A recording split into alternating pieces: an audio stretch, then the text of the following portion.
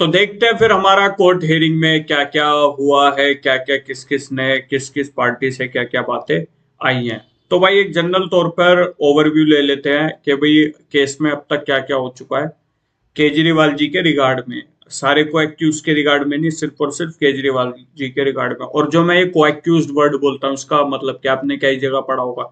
देखो एक सिंपल सी बात है, जहां पर एक से ज्यादा अपराधी होते हैं, ठीक है, एक से ज्यादा अपराधी होते हैं उसको को एक्यूज्ड बोला जाता है। और कोई यहाँ पर भाई वो मत करने लग जाना कि आपने अपराधी कैसे बोल दिया केजरीवाल जी को, ये कैसे क्या बोल दिया।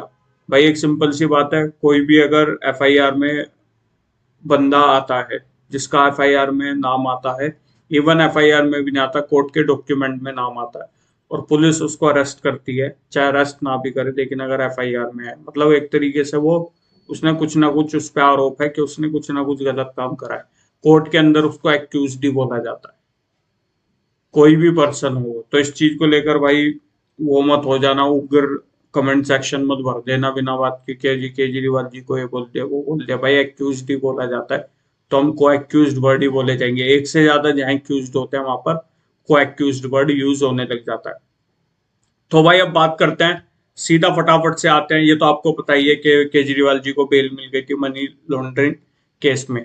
जो है मनी लॉन्ड्रिंग का केस है, ये कौन सा केस है, ये भाई वही है लिकर पॉलिसी जो स्कैम चला था, जो आपने देखा होगा अगर आप दिल्ली में रहे होंगे तो। वाइन शॉप पर एक के साथ एक बोतल एक टाइम ऐसा था मिलने लग गई थी, एक के साथ एक बोतल। तो वो बहुत बड़ा स्कैम था जिसको बाद में एलजी द्वारा उसकी वो कराई गई, फिर ईडी रोल में आई और फिर ईडी ने अपना काम करा। तो देखो भाई जब केजरीवाल जी का नाम आया तो केजरीवाल जी को जो है वो ईडी ने समन भेजा पूछताछ करने के लिए। समन होता है एक तरह का नोटिस के पूछताछ करने के लिए पहले पार्टी को बुलाया जाता है। अगर पार्टी पे भाई जब पूछताछ करी जाती है और कहीं ना कहीं डाउट जाता है कि भाई ये जो है बातें घुमा रहा है या ये अकॉर्डिंग टू लॉ नहीं बात कर रहा है या ये कुछ छुपा रहा है, जहां उस पर डाउट जाएगा वहां ईडी उसको अरेस्ट कर सकती है।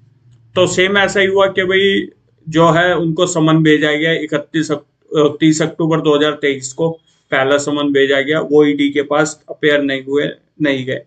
फिर 21 दिसंबर को भेजा गया, 3 जनवरी को भेजा गया, नहीं हुए। फिर दोबारा से 2 और समन भेजे गए, 18 को भेजा गया, 2 फरवरी को भेजा गया, फिर भी वो अपेयर नहीं हुआ। फिर ईडी ने सीधा जब वो अपेयर नहीं हुए 2 फरवरी को भी, तो 3 अपेयर को 3 फरवरी को ईडी चली गई एमएम कोर्ट में। एमएम कोर्ट कौन से, मेट्रोपॉलिटन मजिस्ट्रेट कोर्ट, वहां पर चली गई और वहां पर जाकर बताई। क्योंकि जनरली तौर पे क्या होता है भाई, जब तक चार्जशीट फाइल नहीं होती जनरल मैटर एमएम कोर्ट में चलता है। आफ्टर फाइलिंग ऑफ चार्जशीट तो जो कोर्ट हेयर करने का जिसका जुरिडिक्शन है उस मैटर की हेयरिंग लेने का, वो फिर उधर ट्रांसफर हो जाता है। अगर एमएम को पावर है तो एमएम करेंगे, एमएम मतलब मेट्रोपॉलिटन मजिस्ट्रेट। अगर मजिस्ट्रेट साहब को नहीं है, सेशन जज को है, तो फिर वो ऊपर सेशन जज के पास भेज देंगे। तो इसमें क्या होता है, ईडी ने फिर क्या है कंप्लेंट फाइल करी कोर्ट के अंदर और कोर्ट को इस बारे में एमएम कोर्ट को इन्फॉर्म करा कि भाई जो केजरीवाल जी है वो इग्नोर कर रहे हैं समन को। अब इसमें क्या होता है, राउस एवेन्यू कोर्ट में था ये मैटर। तो मैं बता दूं भाई, ये जो राउस एवेन्यू कोर्ट है इसके ठीक साइड में आपका भी एक ऑफिस है आम आदमी पार्टी का। और इस जो ये ऑफिस है इसके ऊपर शायद दिल्ली हाई कोर्ट में ये केस चल रहा था। तो इनको ऑफिस खाली करने का कोर्ट ने ऑर्डर दे दिया है। रीजन ये है क्योंकि कोर्ट का कहना यह है कि भाई आपने लीगली तरीके से ये किसी की प्रॉपर्टी पर कब्जा कर रखा है। और मैं आपको एक बात बता दूं, जो ये प्रॉपर्टी है, ये प्रॉपर्टी राउस एवेन्यू कोर्ट की ही लैंड है जिस पर आप आज भी आपका ऑफिस बना हुआ है। हालांकि आपने थोड़ा टाइम मांगा है आपसे, मतलब आम आदमी पार्टी ने थोड़ा टाइम मांगा है ऑफिस खाली करने का। पहले कोर्ट ने एक डेट फिक्स करी थी, उस पर भी फिर इन्होंने टाइम मांगा, तो फर्दर कोर्ट ने टाइम इनको ग्रांट कर दिया है। तो उसी के ठीक साइड में राउस एवेन्यू कोर्ट बना हुआ है, अच्छा खासा बड़ा कोर्ट है। तो राउस एवेन्यू कोर्ट ने भाई फिर समन इशू कर दिया 7 फरवरी 2024 को केजरीवाल जी को, और उनको बोला कि भैया आपको 17 फरवरी को मेरे पास आना है। अब फिर सीएम जो केजरीवाल जी थे उन्होंने क्या करा, उन्होंने बोला कि भैया मैं अपेयर हो जाऊंगा वीसी से, तो वो वीसी से अपेयर हुए। बट उन्होंने कोर्ट को ये बोला कि भाई मेरी पर्सनल अपेयरेंस से मतलब कि मैं वहां जाके अपेयर हूँ कोर्ट के अंदर फिजिकली, इससे मुझे एग्जम्प्टेड कर दिया जाए। अब यह एग्जम्पशन जो बात है क्या होता है, देखो भाई जनरली तौर पे क्या होता है, फॉर एग्जाम्पल ए पर केस चल रहा है, ए पर केस चल रहा है, ए को कोर्ट, अब कोर्ट में बुलाएगा, जाहिर सी बात है। अब जब कोर्ट बुला रहा है, ए किसी कारणवश से, कुछ भी मेडिकल ग्राउंड हो सकता है, किसी और रीजन से अगर कोर्ट किसी एक डेट पर नहीं अपेयर हो सकता एक्यूज्ड कोर्ट के अंदर, तो ऐसे में वो कोर्ट के अंदर एप्लीकेशन फाइल करता है एग्जम्पशन की, जिसमें कोर्ट से वो बोलता है कि भैया मैं आ नहीं पाऊंगा, तो मेरे को प्लीज परमिशन कर दो आज के लिए, क्योंकि अगर अपेयर आप एप्लीकेशन नहीं दोगे और आप अपेयर नहीं होंगे तो कोर्ट ऐसे में आपके खिलाफ वारंट इशू कर देगा। तो उससे बचने के लिए आप कोर्ट को इन्फॉर्म कर दोगे। तो ठीक, इन्होंने ऐसी करा, कोर्ट को इन्फॉर्म करते हैं कि भैया मैं अपेयर नहीं हो सकता पर्सनली। रीजन ये थे कि एक तो बजट सेशन चल रहा है और कॉन्फिडेंस मोशन वगैरह चल रहे हैं, जिसकी वजह से मैं नहीं हो सकता। तो ठीक है, कोर्ट ने भी उस चीज को एक्सेप्ट कर दिया, मैम कोर्ट ने, और उन जो प्रोसीडिंग थी वो 16 मार्च तक के लिए पोस्टपोन कर दी। अब इसी दौरान क्या होता है, ईडी का तो काम है भैया अपना इन्वेस्टिगेशन करना। अब समन भेजने थे तो उन्होंने फिर से दोबारा 19 26 मार्च और 4 मार्च को समन दोबारा से भेजा केजरीवाल जी को। अब भाई क्या होता है, जब केजरीवाल जी इस पे भी नहीं आए तो फिर उन्होंने 7 फरवरी को दोबारा से ईडी ने राउज एवेन्यू कोर्ट में भाई एप्लीकेशन लगाई, सेकंड कंप्लेंट डाली कि भाई ऐसे ऐसे वो नहीं आ रहे, उनको बोलो अपेयर बने। तो ऐसे में कोर्ट ने फिर जो केजरीवाल जी उनको बोला कि भैया आपको 16 मार्च को मेरी कोर्ट में आके अपेयर होना है, आपको हर हाल में आना पड़ेगा। तो केजरीवाल जी वहां पर अपेयर होते हैं, ठीक है, लेकिन वहां पर एक एप्लीकेशन भी फाइल करते हैं जिसमें वो रिक्वेस्ट करते हैं कोर्ट से कि भाई उनको कुछ डॉक्यूमेंट वगैरह प्रोवाइड कराया जाए ईडी के द्वारा। अब इसके बाद क्या, जब भाई दिखने लग गया, पता होने लग गया कि भाई मैंने बहुत ज्यादा समन वगैरह जो है इग्नोर कर दिया, अब ईडी अरेस्ट वगैरह भी कर सकती है, तो उन्होंने उस चीज को लेकर वो चले गए हाई कोर्ट, और जो हाई कोर्ट चले गए इन सब चीजों को लेकर के वो ये जो समन वमन आ रहे हैं, ठीक है। लेकिन इसमें क्या होता है, हाई कोर्ट उनकी इन बातों को मानने से मना कर देता है, ईडी भी वहां पहुंच जाता है, और ईडी भी उसे पिटीशन की मेंटेबिलिटी को लेकर वही क्वेश्चन रेस करता है और टाइम वगैरह मांगता है रिप्लाई फाइल करने का इन चीजों पे। और इसी दौरान अब तक वो 9 जो समन्स थे उनको इग्नोर कर चुके थे, जो उनके खिलाफ इशू हो चुके थे। अब इसमें क्या होता है, जो केजरीवाल जी है भाई वो इंटरिम रिक्वेस्ट वगैरह के लिए भी कहते हैं, लेकिन कोर्ट क्लियरली मना कर देता है किसी भी तरह का वो करने के लिए, ठीक है। बल्कि वो ईडी को भी बोलते हैं कि भाई ये जो ईडी को डायरेक्शन दिया जाए उनके खिलाफ स्ट्रिक्ट एक्शन। एक बार मैं पढ़ भी देता हूँ, चलो। High court turn down Kejriwal's interim request and refuse to pass immediate direction distraining ED from taking strict action against him. उन्होंने साफ बोला कि ईडी को भाई बोलो मेरे खिलाफ ये स्ट्रिक्ट एक्शन वगैरह ना लेके कल मुझे अरेस्ट कर लिया, वो कर लिया। हाईकोर्ट ने सिंपली उसको करने से मना कर दिया, ठीक है। इसके बाद क्या होता है, मना कर दिया, ठीक है। अब फिर जब जाहिर सी बात है, जब वहां से उनकी एप्लीकेशन वगैरह रिजेक्ट हो गई, कुछ भी नहीं हुआ, तो फिर 21 मार्च 2024 को ईडी अरेस्ट कर लेते हैं केजरीवाल जी, ठीक है। और फिर एक 22 अप्रैल की वो तो कोर्ट हेयरिंग का पार्ट है, उसमें जाने की वो जरूरत नहीं है। अब इसके बाद क्या होता है, अब जाहिर सी बात है जब केजरीवाल जी अरेस्ट हो गए तो 23/3 यानी कि नेक्स्ट अगले से अगले दिन केजरीवाल जी जो है वो हाई कोर्ट में जाके अरेस्ट को चैलेंज कर देते हैं। अब जो वो अरेस्ट को चैलेंज करता है, इसमें क्या होता है, जो अरेस्ट की पिटीशन होती है हाई कोर्ट उनकी 9 अप्रैल को, 23 मार्च को वो चैलेंज फाइल करते हैं इनके अरेस्ट को, ईडी के अरेस्ट को चैलेंज करते हैं। लेकिन 9 अप्रैल 2024 को हाई कोर्ट जो है केजरीवाल की पिटीशन को रिजेक्ट कर देता है हाई कोर्ट। अब इसके बाद क्या होता है, जब हाई कोर्ट उनकी उसको रिजेक्ट कर देते हैं बात को कि भाई अरेस्ट जो है ये ठीक अरेस्ट नहीं है, ये इलीगल अरेस्ट है, तो अब वो सीधा फिर चले जाते हैं 15/4/2024 को सुप्रीम कोर्ट ऑफ इंडिया, और उनसे फिर इमीडिएट रिलीफ के लिए कहते हैं, जिसमें Supreme Court of India clearly refuse कर देते हैं उनको कोई भी इमीडिएट रिलीफ देने से। अब इसके बाद क्या होता है, 5/5/2024 को सुप्रीम कोर्ट ऑफ इंडिया में जो वो इंटरिम बेल के लिए कहते हैं, उसमें कोर्ट उनको इंटरिम बेल दे देता है। किस पर्पस के लिए, बेल पर्पस के लिए कोर्ट उनको इंटरिम पर वो दे देता है, इंटरिम बेल दे देता है। किस पर्पस के लिए, इलेक्शन पर्पस के लिए, इलेक्शन पर्पस के लिए कोर्ट उनको बेल दे देता है। Kejriwal come out of jail after getting interim bail for election purpose. ध्यान रखना हमेशा, इंटरिम बेल किस पर्पस के लिए मिली थी केजरीवाल जो जी बाहर आए थे, वो तो इलेक्शन पर्पस के लिए। अब इलेक्शन पर्पस के लिए आए, 2 जून को उनको सरेंडर करना था तिहाड़ जेल के अंदर। कोर्ट के डायरेक्शन थे तो कोर्ट के डायरेक्शन मानने पड़ते, अगर नहीं मानते तो ये बेल भी नहीं मिलती। जनरल रूल में बता रहा हूं। तो भाई क्या हुआ फिर, ये बेल कौन सी, जो भी 20 जून को मिली है वो वाली बेल नहीं मिलती। ये रूल है, आपको कोर्ट के ऑर्डर फॉलो करने पड़ेंगे, कोर्ट के डायरेक्शन मानने पड़ेंगे। अगर आप नहीं मानोगे तो फिर बाद में बेल मिलना काफी ज्यादा मुश्किल हो जाता है। तो वही उन्होंने फिर सीधा सा 2 जून को जाकर तिहाड़ जेल में सरेंडर कर दिया।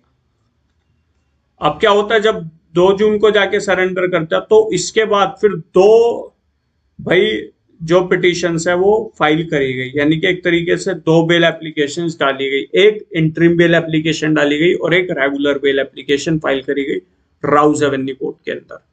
अब इसमें क्या होता है, जो उनके इंटरिम बेल एप्लीकेशन थी वो मेडिकल ग्राउंड पे थी, जिसमें 7 डेज के लिए उन्होंने ट्रीटमेंट कराना था, उसके लिए मांगी थी, जिसमें कोर्ट ने क्लियरली मेंशन कर दिया। बल्कि ईडी और शायद कोर्ट की तरफ से भी लिखा हुआ था कि भाई आप इलेक्शन वगैरह में तो काफी एक्टिव थे, काफी बयानबाजी खूब आपने करी है, तो आपकी तबीयत इतनी तो वो लग नहीं रही थी खराब जितनी आप इस टाइम पे बता रहे हो। तो कोर्ट ने फिर भाई इंटरिम बेल देने से मना कर दिया, लेकिन उनकी रेगुलर बेल चलती रही। अब रेगुलर बेल में क्या हुआ भाई, देखो 8 या 9 तारीख से वेकेशन शुरू हो गई थी, समर वेकेशन डिस्ट्रिक्ट कोर्ट में।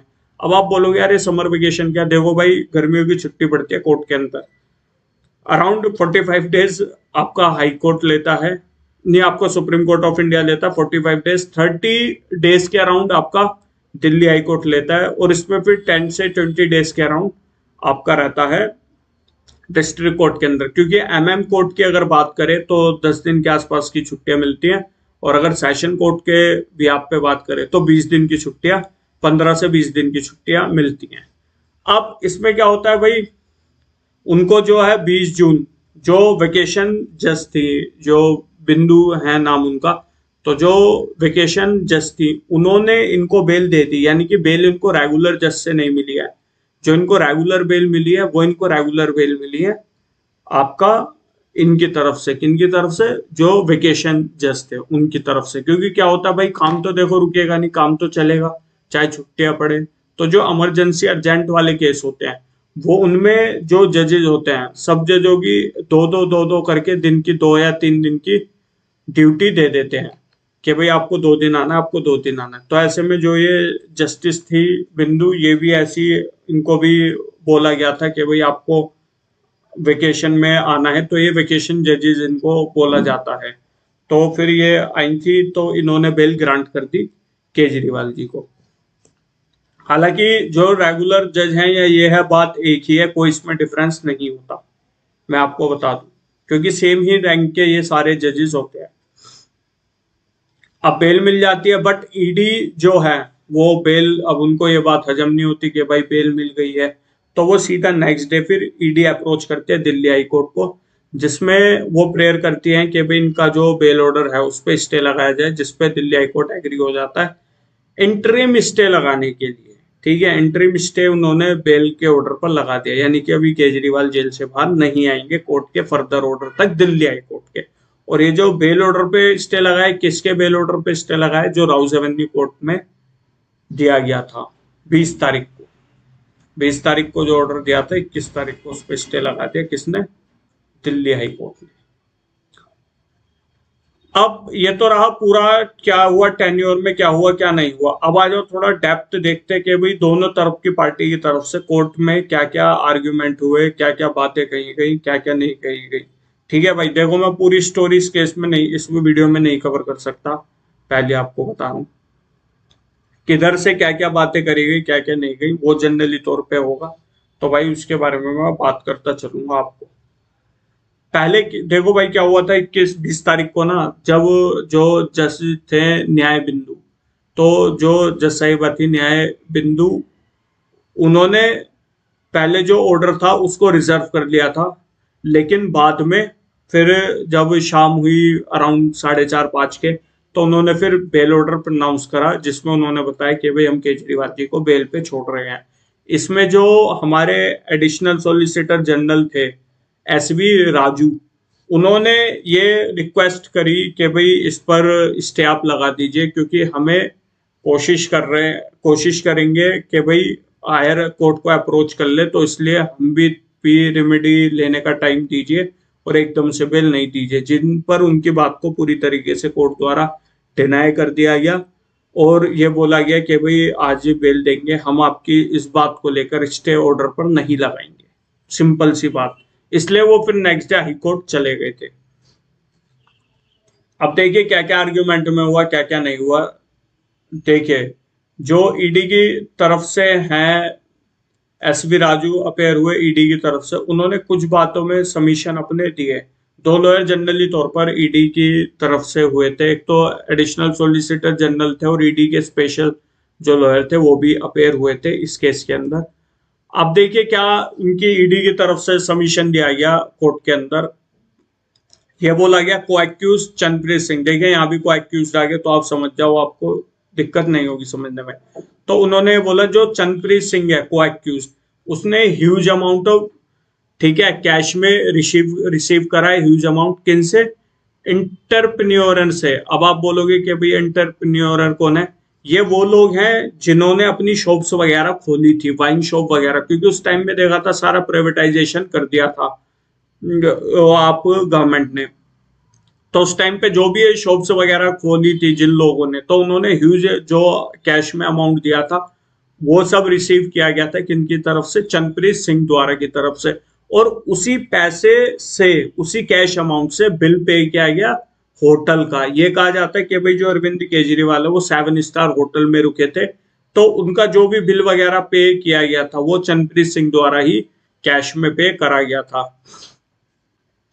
और इसमें फिर ईडी ने कहा कि भाई हम पे आरोप लगते हैं, क्योंकि उस दौरान जो एक वकील साहब, मतलब जो सीनियर वकील साहब है जो केजरीवाल जी की तरफ से थे, उन्होंने ये एलिगेशन लगाए थे कि भाई ईडी जो है वो हवा में काम कर रही है, कोई भी मतलब सही तरीके से नहीं काम कर रही। तो इसी दौरान जब ये आर्ग्यूमेंट हियरिंग चल रही थी, उसी दौरान, हम नीचे पढ़ेंगे भी उस बारे में, तो उन्होंने बोला कि भाई जो ईडी हवा में काम कर रही है, ऐसे ही काम कर रही है। तो बट ईडी ने इसका रिप्लाई देते हुए बोला कि भाई हम जो इन्वेस्टिगेशन है वो हवा में ईडी काम नहीं कर रही है, ठीक है। और जो एजेंसी है उसके पास कंक्रीट एविडेंस है पूरे तरीके से इस केस को लेकर। ऐसा नहीं है कि भाई कुछ भी चीज हम बोले चाह रहे हैं, कुछ भी कर रहे हैं, ऐसा नहीं है बिल्कुल भी, ठीक है। जो भी हम पे है कंक्रीट एविडेंस है। उसके बाद ये बोला जाता है, केजरीवाल जी पर यह आरोप लगाया जाता है ईडी द्वारा कि भाई जो जज साहब को बताया जाता है कि जज साहब केजरीवाल जी जो है वो अपने फोन का पासवर्ड नहीं दे रहे हैं। हम उनसे पासवर्ड मांगा, उन्होंने क्लियरली बोल दिया कि भाई मैं अपना पासवर्ड नहीं दूंगा।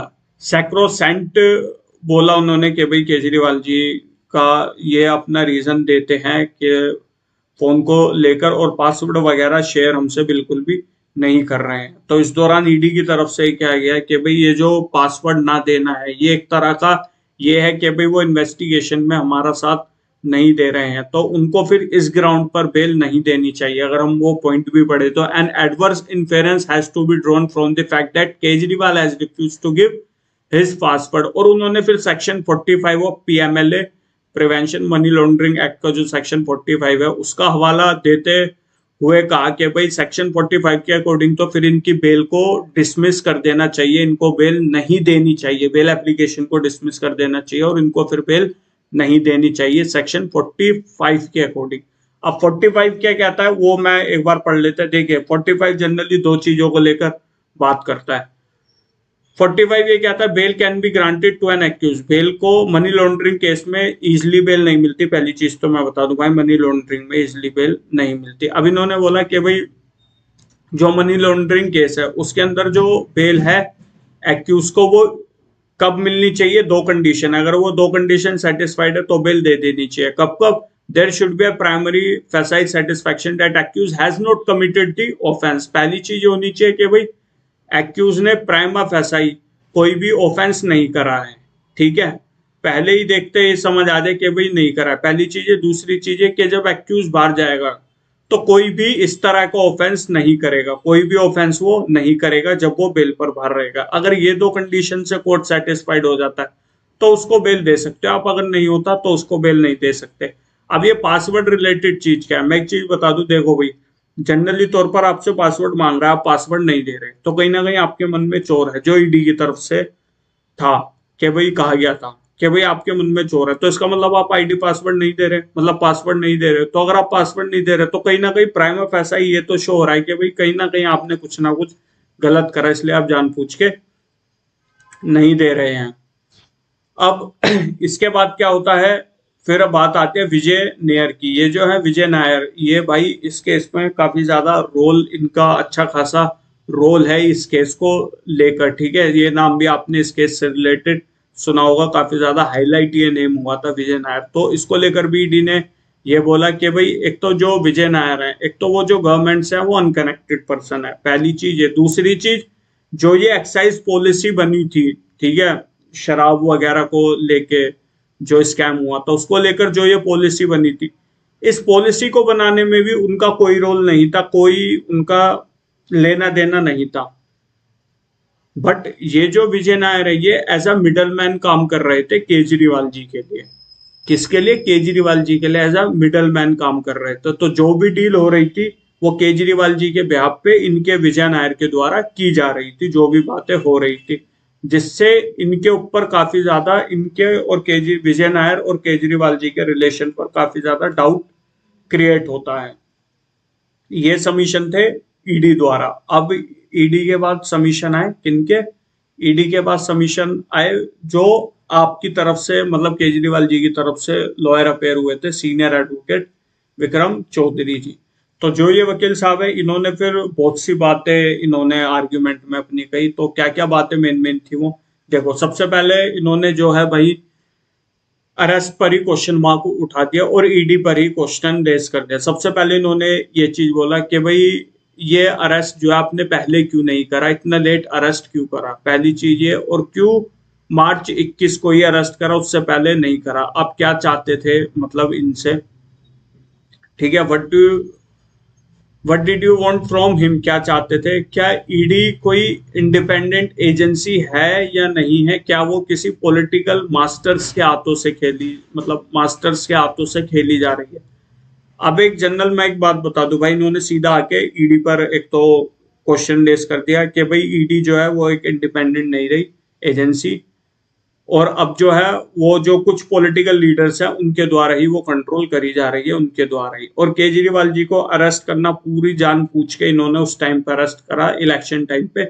उससे पहले भी अरेस्ट कर सकते थे, बट उससे पहले इन्होंने अरेस्ट नहीं करा, क्लियरली उन्होंने बोला। और उन्होंने ये भी बोला कि भाई मैं एक पॉलिटिकल एंटिटी हूँ, क्योंकि केजरीवाल जी एक पॉलिटिकल लीडर है, तो मैं पॉलिटिकल एंटिटी हूँ, इसलिए मुझे ये सब सबमिशन देने पढ़ रहे हैं, इसलिए मैं ये सब सबमिशन दे रहा हूं। पहली चीज तो उन्होंने वो दी। उसके बाद उन्होंने वो दी है जो चंद्रप्रीत सिंह को लेकर कह रहे हैं कि भैया उसने पे ह्यूज अमाउंट थी, ठीक है, उसने पैसा पे करा था, उस पे कैश अमाउंट थी, उसने पैसा पे करा। तो उसने अपनी स्टेटमेंट में कहीं भी, चंद्रप्रीत सिंह ने जो को एक्यूज है, उन्होंने कहीं भी ये नहीं करा, कहा कि भाई जो गोवा में आपने जो इलेक्शन लड़े थे आम आदमी पार्टी ने, कि वहां पर पैसा लगाया गया है या कहीं और से पैसा कलेक्ट उसने किया है। उसने किसी भी स्टेटमेंट में अपनी बात नहीं कही गई, ईडी द्वारा खुद ये कहा गया है। तो उन्होंने चंद्रप्रीत सिंह के मैटर में ये बोला। पहली चीज क्या बोली कि भाई एक तो उन्होंने, चंद्रप्रीत सिंह ने कहीं भी अपनी स्टेटमेंट नहीं दी कि गोवा में जो इलेक्शन लड़े आपने आम आदमी पार्टी ने, उसमें पैसा चंद्रप्रीत सिंह ने दिया था। चंद्रप्रीत सिंह ने ना ये बात कही अपनी किसी भी स्टेटमेंट में, और ना ही ये कहा कि भाई वो पैसा कलेक्टेड करने का काम करता था। इसके बाद आ जाओ अगले पॉइंट पे। और जो बात चल रही है कि भाई टोकन नंबर रिकवर्ड हुआ है, टीको टोकन नंबर रिकवर्ड हुआ है, ठीक है। जो टोकन नंबर जो रिकवर्ड हुआ है विनोद चौहान जी से, who is in direct touch with Kejriwal. तो इन्होंने बोला कि भाई जो विनोद चौहान है, ये कहा जाता है कि वो डायरेक्ट टच में थे केजरीवाल जी के, ठीक है। उनसे एक टोकन नंबर रिसीव हुआ है जो रिकवर्ड हुआ है, बट उसका कोई लेना देना नहीं है इन सीएम केजरीवाल जी के साथ, क्योंकि अगर कोई लेना देना है तो उसका एविडेंस दिखाओ। तो ईडी के पास कोई भी ऐसा एविडेंस नहीं है। और जो चैट के बारे में बात की ही गई है, 2 चैट के बारे में बात की गई है, ठीक है। वो चैट मनी रिकवर को लेकर है या नहीं है या क्या है, उसके बारे में भी क्लियरली इन्होंने मेंशन नहीं करा, सिर्फ और सिर्फ अपनी मनगढ़ंत कहानियां बना के ये बता रहे हैं। इन्होंने क्लियरली ये बोला, और जो चैट है ना तो वो एक्साइज पॉलिसी से रिलेटेड है, जो चैट ईडी दिखा रही है कि भाई हमें ये चैट मिली है, तो जो 2 चैट हैं उनका ना तो एक्साइज पॉलिसी से कोई लेना देना, ना किसी ब्राइब से लेना देना है, ना ही गोवा इलेक्शन से लेना देना है। जो विनोद चौहान है, उन्होंने हैज अ पोस्टिंग ऑर्डर, उनके फोन में एक पोस्टिंग ऑर्डर था, ठीक है, जो ईडी ने रिकवर करा, तो ये कह रहे हैं कि विनोद चौहान के फोन में जो ऑर्डर था एक, ठीक है, उनके फोन में, उसको जो पोस्टिंग ऑर्डर था उसको ये मान लिया गया कि भाई वो ऑर्डर मेरे द्वारा करा गया है। ऐसा कुछ भी, कोई भी प्रूफ ऐसा नहीं है उनके पास, ईडी के पास, जो मेरे पर एलिगेशन लगा रखे। तो उन्होंने फिर इसलिए ये बोला, if this is believe that no one is safe just throw it in air. अब उन्होंने इस डरी क्वेश्चन मार्क रेस करते हुए बोला कि भाई इतनी सारी बात होने पर भी कोई भी एविडेंस नहीं है, तो जाहिर सी बात है ये सिर्फ और सिर्फ हवा में बातें फेंक रहे हैं, ऐसा कुछ भी इनके पास नहीं है, मीडिया में बातें फेंक रहे हैं, ऐसा ईडी के पास कुछ भी नहीं है। जो मैंने ऊपर कहा था कि ईडी ने बोला कि हम कोई भी चीज हवा में नहीं बोल रहे, और जो हमारे पास है कंक्रीट एविडेंस, हमारे कॉन्क्रीट एविडेंस हमारे पास है, ये उस चीज का रिप्लाई जो मैंने आपको ऊपर बोला था। फिर उन्होंने दोबारा ये बोला कि भाई ये जो आरोप लगते हैं कि भाई विजय नायर ने रूम ऑक्यूपाई कर रखा था कैलाश गहलोत के घर में, ऐसा कुछ भी वो नहीं है, और कोई भी लिंक नहीं दिखा पाए हैं, और कोई भी ऐसा लिंक केजरीवाल या विजय नायर के बीच में नहीं क्रिएट हो पा रहा, जिसको ईडी बार बार कह रही है ना, ईडी कोई भी क्रिएट कर पाई है लिंक। अब उसके बाद ये बोलते हैं कि भाई जो विजय नायर है, अब ये बोलते हैं कि भाई जो विजय नायर है वो एज अ मिडल मैन काम करते थे, किसके लिए वो काम करते थे, केजरीवाल जी के लिए। लेकिन विजय नायर ने 2022 में अपनी स्टेटमेंट में बोला है कि जो अतिशी और सौरभ भारद्वाज थे वो उनको रिपोर्ट करते थे। तो जब वो अतिथि और सौरभ भारद्वाज को वो करते थे रिपोर्ट, तो फिर ईडी ये क्यों कह रही है कि भाई वो मेरे ऑर्डर, मतलब मेरे कंट्रोल में काम करता था, तो मेरे कंट्रोल में तो वो अगर काम करता तो मेरे को आके फिर वो रिपोर्ट करता। लेकिन उसकी स्टेटमेंट के अकॉर्डिंग वो अतिशी और सौरभ भारद्वाज को जाके रिपोर्ट करता था, ना कि वो मुझे करता था। और कोई भी ऐसा एविडेंस नहीं है जहां मैंने किसी को इंस्ट्रक्शन दिए हो किस चीज के लिए, ब्राइब रिसीव करने के लिए, यानी कि जो भी पैसे का हेर फेर है वो, या कोई मीटिंग वगैरह जो ईडी मेरे पे आरोप लगा रही है कि भाई मैं इंस्ट्रक्शन देता था, ऐसा कोई भी ईडी के पास वो नहीं है। ये सारी बातें किनके द्वारा कही जा रही हैं, जो सीएम केजरीवाल जी उनके वकील साहब द्वारा। फिर उन्होंने दोबारा इसमें ये बोला कि ED had not been made an accused in the scheduled offense to date, chief was not seeking any। हाँ, इन्होंने सिंपल सी बात ये बोली कि भाई मैं जो हूँ, मैं एक चीफ मिनिस्टर हूँ, ठीक है, और मैंने किसी भी तरह का कोई भी स्पेशल स्टेटस नहीं मांगा, कुछ भी नहीं मांगा, ठीक है। तो इन्होंने जनरली तौर पे ही बोला कि भाई मैं सीएम हूँ, मेरे को जबरदस्ती का इन्होंने एक तरह का अपराधी बना दिया है, और ऐसा कुछ भी वो नहीं है, मेरा अपना जो है, मैं सीएम हूँ, मैंने ना कोई स्पेशल स्टेटस मांगा है, ना कुछ इनसे कुछ चीज मांगी है, ठीक है। अब इसके बाद आएगा, इन्होंने भी बोला कि इन्होंने जो क्रेडिबिलिटी है, जो भी बाद में अप्रूवर बन गए थे, अप्रूवर मतलब जो भी केजरीवाल जी की तरफ के जो वो थे बंदे, वो सब केजरीवाल जी के जो अगेंस्ट हो गए थे, जिन्होंने केजरीवाल जी के अगेंस्ट में सबमिशन वगैरह दिए हैं विटनेसेस, उन्होंने उनकी भी क्रेडिबिलिटी पर क्वेश्चन मार्क उठाया।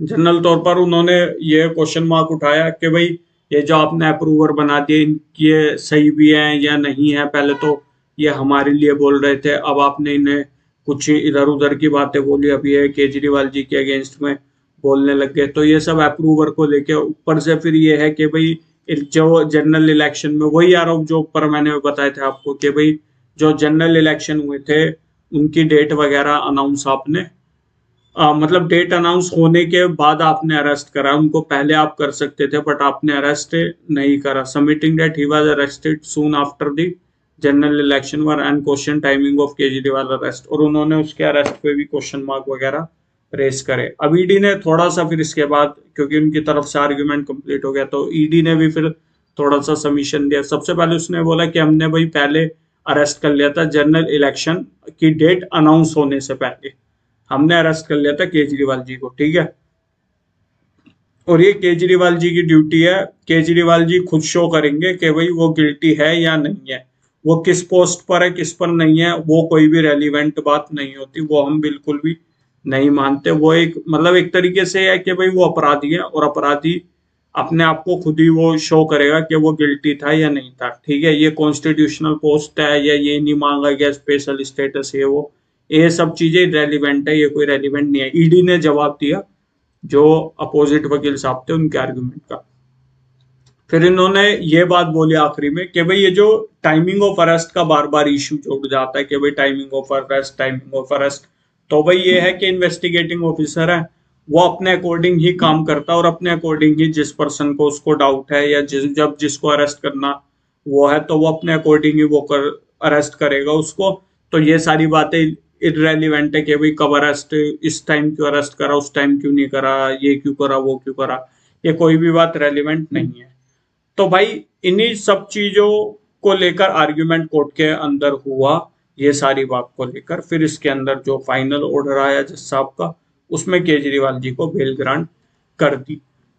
अब भाई वो जो है बेल ऑर्डर क्या आया क्या नहीं आया उसके बारे में हम बात करेंगे हमारी नेक्स्ट वीडियो में, क्योंकि उसका भी हम एनालाइज करेंगे कि जज साहब ने क्या क्या चीजें बोली। कौन से जज साहब, जो ये जज साहब थी न्याय बिंदु, इन्होंने क्या क्या बातें बोली ईडी के लिए, क्या क्या बातें केजरीवाल जी के रिगार्ड में बोली, वो सब बातों का एनालाइज हम करेंगे नेक्स्ट वीडियो में। होपफुली आपको चीजें समझ आ गई होंगी। भाई अगर आपको कुछ चीज नहीं समझ आई कमेंट सेक्शन में मेंशन कर दो ना, पूछ लो ना। और पहली चीज ये है, दूसरी चीज ये है कि भाई अगर 1% भी आपको कोई डाउट है या कुछ है कमेंट सेक्शन में, तो आप डाल ही दोगे। इसके अलावा आपको अगर कोई स्टोरी में कहीं कुछ समझ नहीं आ रहा, तो भाई सबसे पहले पूरी स्टोरी आप जान लो, उसके बाद अगर आप देखोगे तो आपको इजिली फिर चीजें समझ आ जाएगी। मैंने बहुत ही सिंपल तरीके से करके आपको समझाने की कोशिश करी, होपफुली आप समझ गए होंगे। तो मिलते हैं हमारी नेक्स्ट वीडियो में। चैनल को सब्सक्राइब कर लो भाई, शेयर वगैरह कर दो ना वीडियो, और आपको आई बटन में ऊपर ही दिख जाएगा क्या कि अगला जो मतलब जो बेल ऑर्डर आया है उसका एनालिसिस वगैरह हम नेक्स्ट वीडियो में करेंगे। तो मिलते हैं हमारी नेक्स्ट वीडियो में, तब तक के लिए नमस्कार।